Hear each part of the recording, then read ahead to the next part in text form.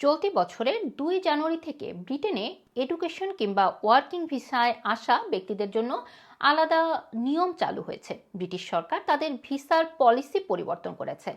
Housing sector এবং দেশের অর্থনীতিতে মাইগ্রেশনের প্রভাব নিয়ে সাম্প্রতিক সময় তৈরি হওয়া উদ্বেগ মোকাবেলা করতে সব পলিসি চেঞ্জ করা হয়েছে, যা সরকারের সার্বিক পলিসি পরিবর্তনের একটি অংশ।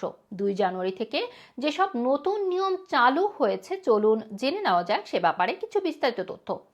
নতুন নীতি অনুসারে যুক্তরাজ্যের স্টাডি বা কাজের ভিসার জন্য ফরেনারদের বর্তমান রিজার্ভের চেয়ে কমপক্ষে ১১% বেশি আর্থিক রিজার্ভ ব্যাংক অ্যাকাউন্টে রাখতে হবে।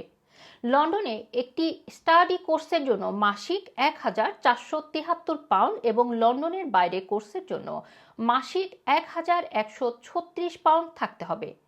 ১ বছরের মাস্টার্স প্রোগ্রামের জন্য লন্ডনের ক্ষেত্রে ১৩,৩৪৭ পাউন্ড এবং অন্যান্য অঞ্চলের জন্য ১০,২২৪ পাউন্ড হতে হবে।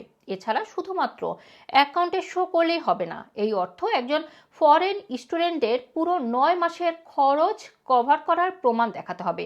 এছাড়া ভিসার আবেদন জমা দেওয়ার অন্তত ২৮ দিন আগে স্টুডেন্টদের অ্যাকাউন্টে তহবিল জমা থাকতে হবে। তবে নির্দিষ্ট কিছু দেশের ছাত্র এবং যারা ইতিমধ্যেই যুক্তরাজ্যে বসবাস করছেন তাদের ক্ষেত্রে নিয়ম শিথিল করা হবে। এদিকে প্রথমবার ভিসা আবেদনকারী একজন স্কিল ওয়ার্কারকে হাউজিং এবং অন্যান্য খরচ কভার করতে ৩৮,৭০০ পাউন্ড আয় দেখাতে হবে। এছাড়া হোম অফিস অনুমোদিত ব্রিটিশ নিয়োগকর্তার কাছ থেকে একটি স্পন্সরশিপ থাকতে হবে। স্পন্সরশিপ ভিসা আবেদনের আগে অন্তত ২৮ দিনের জন্য প্রয়োজনীয় তহবিল অ্যাকাউন্টে রাখতে হবে। ব্রিটিশ কর্তৃপক্ষ ট্রাভেলার, ফ্যামিলি, স্পাউস, চাইল্ড এবং স্টুডেন্ট ভিসা সহ একাধিক ডিপার্টমেন্টে ভিসা ফি বৃদ্ধি করেছে।